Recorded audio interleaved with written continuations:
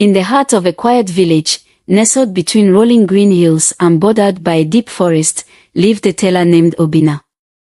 His life was simple but filled with meaning. Each day, he would wake early, even before the first light of dawn, and begin his work in the small shop he owned.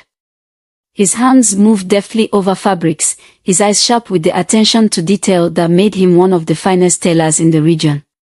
From everyday clothes to elegant robes, Obinna had a skill that drew people from far beyond the borders of the village.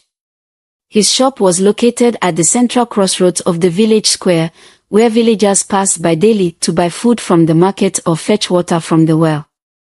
The rhythmic sound of his sewing machine could be heard from early morning until late in the evening, a comforting background to the bustling life of the village. Obinna took pride in his work, though he lived modestly, keeping to himself and interacting only with his customers. He had no family, his parents long gone, and he had never married. Yet, there was something peculiar about Obinna, something that set him apart from the other villagers. Wherever Obinna went, cats followed him. At first, it was just a few stray cats that wandered near his shop, drawn to the warmth and shelter it provided. But over time, their numbers grew. No matter where Obinna went, whether to the market to buy fabric, to the river to wash clothes, or to the forest to gather herbs, the cats would follow him. They were of all kinds: black cats, grey cats, white cats, tabbies with stripes, and some with patches of orange or brown. Their eyes, golden or green, always seemed to be watching him. They never meowed, never begged for food, and never tried to enter his shop. They simply followed him in silence, as if drawn to him by some invisible force. At first, the villagers found this amusing. "Look at Obinna and his army of cats," they would say, laughing as he passed by with the felines trailing behind him. Children would run after him, trying to pet the cats, while women at the market would smile and shake their heads in bemusement. It became a common sight to see Obinna walking through the village, surrounded by his silent companions. But as the months passed, the novelty wore off, and the villagers' amusement turned to suspicion. The number of cats following Obinna seemed to grow with each passing day, and soon, there were more cats than anyone could count. They waited outside his shop in the mornings, followed him to the market, and lingered by his house at night. No one could explain why the cats were so drawn to him, and in a village where superstitions run deep, people began to whisper. "It's not natural," one woman said to her neighbor as they watched Obinna pass by with a dozen cats behind him. "No man should have that many animals following him." Her neighbor nodded, her brow furrowed in concern. "I've heard stories," she said in a low voice, glancing around to make sure no one else was listening. "Stories about men who are cursed. Perhaps the cats are a sign of something dark." Soon, rumors began to spread. Some said that Obinna had been cursed by a witch, that the cats were spirits sent to torment him. Others whispered that the cats were not cats at all, but demons in disguise, following him because of some terrible sin he had committed. People began to avoid him, no longer stopping to chat when they passed his shop, and no longer bringing him clothes to mend or new orders for garments. Obinna noticed the change, though he tried to ignore it. He had always been a quiet man, keeping to himself, but the growing isolation weighed heavily on him. He could feel the villagers' eyes on him wherever he went, could hear their whispers behind his back. The children who had once laughed and chased after the cats now kept their distance, their eyes wide with fear. The cats, however, remained. They followed him everywhere, their silent presence a constant reminder of the mystery he could not explain. At night, as Obinna lay in bed, he could hear them outside his window, their soft paws padding across the ground, their eyes glowing in the moonlight. He had tried to shoo them away, had even thrown small stones in their direction to scare them off, but nothing worked. The cats always returned, watching him with their inscrutable eyes. One evening, after yet another day of silence in his shop, Obinna sat at his workbench, his hands idle for the first time in hours. The shadows of the setting sun stretched long across the floor, and outside, he could see the familiar shapes of the cats gathering near the door. He sighed, rubbing his tired eyes. Something had to be done. He could not continue living like this, in isolation and fear. He needed answers. There was only one person in the village who might be able to help him, Baba Chaku, the village elder. Baba Chaku was known far and wide for his wisdom and his deep understanding of the spiritual world. People came from faraway places to seek his counsel, and his advice was said to be as powerful as it was mysterious. If anyone could explain why the cats followed Obinna, it would be Baba Chaku. The next morning, Obinna rose before the sun, determined to find answers. The village was still quiet as he made his way toward Baba Chaku's hut, which sat at the far edge of the village, near the dense forest that bordered their land. As always, the cats were there, gathered outside his shop as if waiting for him. They fell into step behind him as he walked, their presence a constant shadow. The air was cool, and the sky was painted with the soft pinks and purples of dawn. Obinna walked quickly, his heart heavy with uncertainty. What would Baba Chaku say? Could the elder truly explain the mystery of the cats, or would he, too, view Obinna with the same suspicion and fear as the rest of the villagers? As he walked through the village square, Obinna noticed that a few early risers had already begun their day. A woman carrying a basket of vegetables glanced at him, her eyes lingering on the cats that followed him. A group of children playing near the well stopped and stared as he passed, their whispers carried on the wind. Obinna kept his head down, focusing on the path ahead. When he reached Baba Chaku's hut, he paused for a moment, his hand hovering over the door. He could feel the weight of the cat's eyes on him, their silent presence unnerving. Taking a deep breath, he knocked. The door creaked open, and Baba Chaku stood before him. The village elder was an old man, his back bent with age, but his eyes were as sharp as ever. He had lived through many seasons, and his wisdom was renowned throughout the region. Baba Chaku's gaze immediately fell on the cats gathered behind Obinna, and his brow furrowed. Obinna, Baba Chaku said in his deep, gravelly voice. What brings you here so early, with such strange companions? Obinna sighed, feeling the weight of his exhaustion. Baba, I don't know why the cats follow me, he said, his voice heavy with frustration. No matter where I go, they are always there. I have tried everything to make them leave, but nothing works. The villagers are starting to believe that I am cursed. Baba Chaku stroked his long, white beard thoughtfully. Come inside, he said, stepping aside to let Obinna in. We will see what the spirits have to say. Obinna followed Baba Chaku into the elder's hut, a small, dimly lit space filled with the scent of burning herbs. The air was thick with the aroma of sage and other sacred plants, and the walls were lined with shelves holding jars of dried herbs, stones, and mysterious objects. The space was filled with an otherworldly energy, and Obinna could feel the hair on the back of his neck stand on end as he stepped inside. Baba Chaku motioned for Obinna to sit on a woven mat in the center of the room, while he took a seat across from him. For a long moment, Baba Chaku was silent, his sharp eyes fixed on the cats that had gathered just outside the door. Their eyes glowed faintly in the dim light, and their bodies were still, as if they were waiting for something. Finally, Baba Chaku turned to Obinna, his expression thoughtful. These cats, he said slowly, are not ordinary animals. They are drawn to you for a reason. Obinna's heart pounded in his chest. What do you mean, Baba? Baba Chaku leaned forward, his voice low and serious. Tell me, Obinna, do you know much about your family's history? Is there something in your past, something that might explain why these animals are connected to you? Obinna frowned, his mind racing. His family. His parents had died when he was very young, and he had been raised by his grandmother. She had always been a kind woman, gentle and loving, but she had never spoken of anything unusual in their family's history. My parents died when I was a child, Obinna said quietly, his voice thick with emotion. I was raised by my grandmother.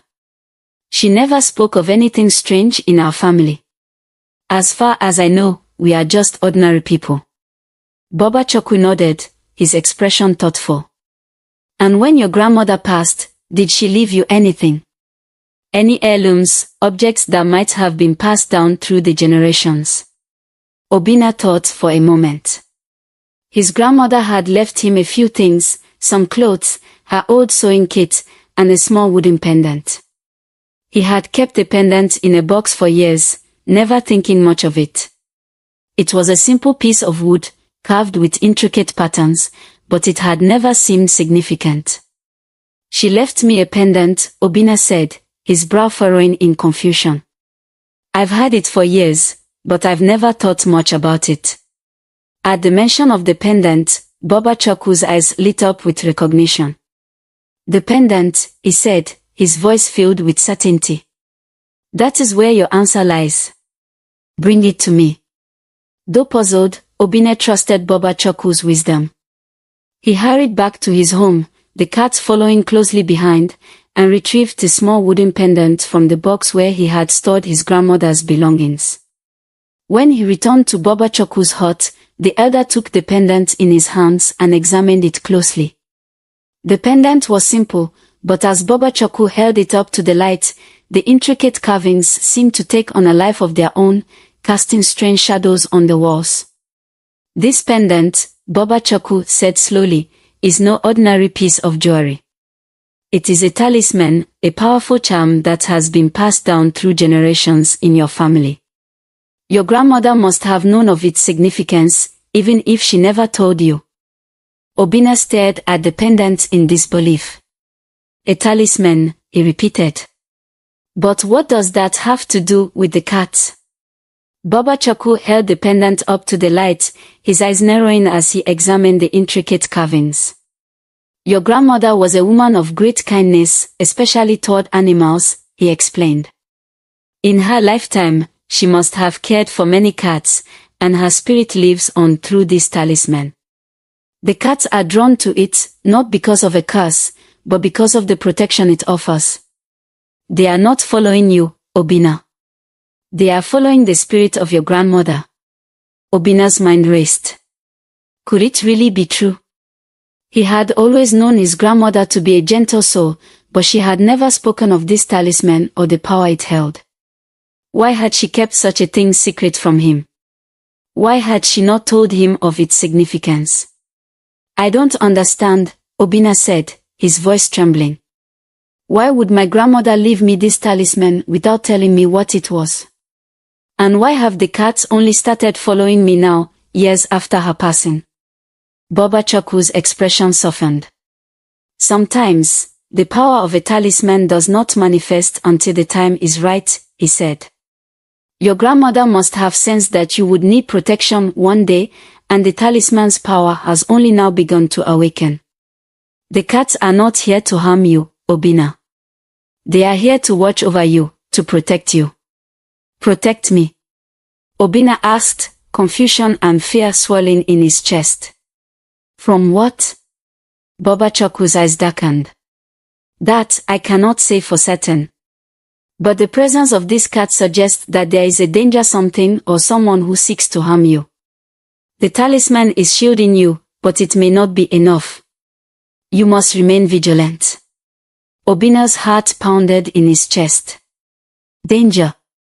Harm. He had lived a simple life, working as a tailor and keeping to himself. Who would want to harm him?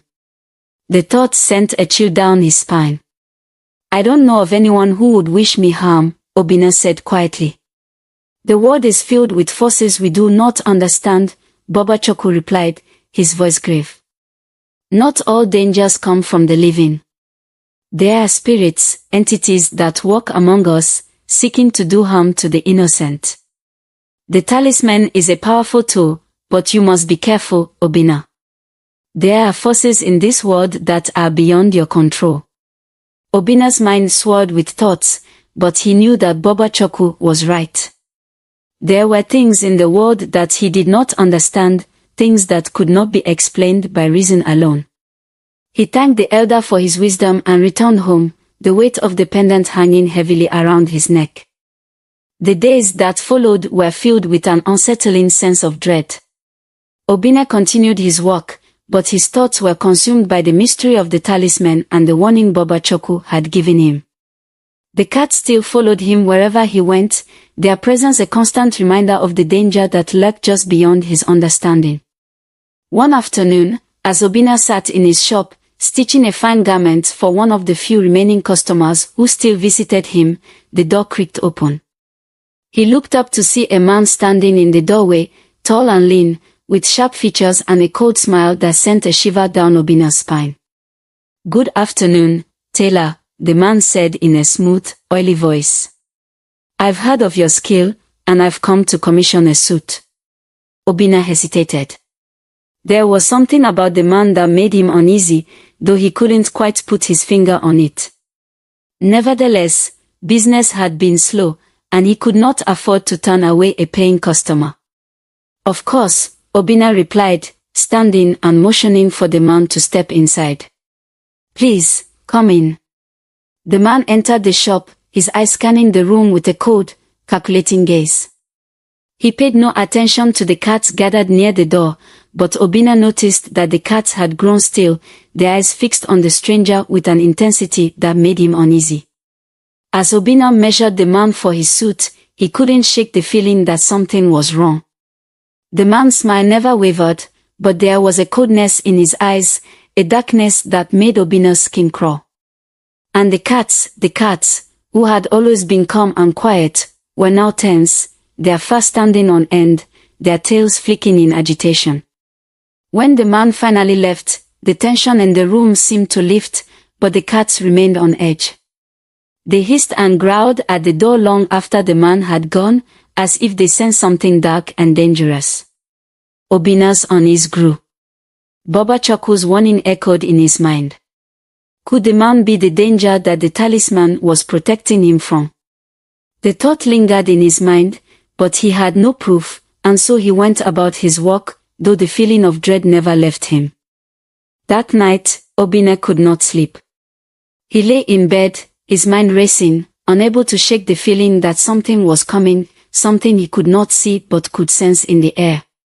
Outside, the cats moved restlessly, their eyes glowing faintly in the darkness. It was as if they, too, were waiting for something to happen. As the hours passed and the village grew quiet, Obinna sat by his window, watching the street below. The night was still, the only sound the distant rustling of leaves in the wind. But then, as the first light of dawn began to creep over the horizon, he saw a figure moving toward his shop. It was the man from earlier, the one who had commissioned the suit. Obinna's breath caught in his throat. The cats, sensing the danger, sprang to life, their bodies tense, their eyes glowing with an ethereal light. Obinna knew, in that moment, that this was the danger Bobachukwu had warned him about. The man was not what he seemed. Without thinking, Obinna grabbed the pendant from around his neck, clutching it tightly in his hand. The talisman felt warm against his skin, pulsing with a strange energy. The man reached the door of the shop and raised his hand to knock, but before he could, Obinna flung open the door. The cats surged forward, their eyes blazing with a fierce, otherworldly light.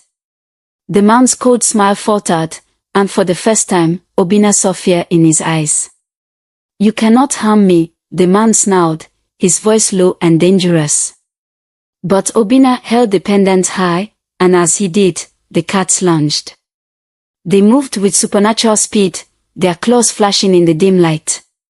The man let out a scream, a sound that echoed through the quiet village, as the cats swarmed him, their glowing bodies engulfing him in a blinding light.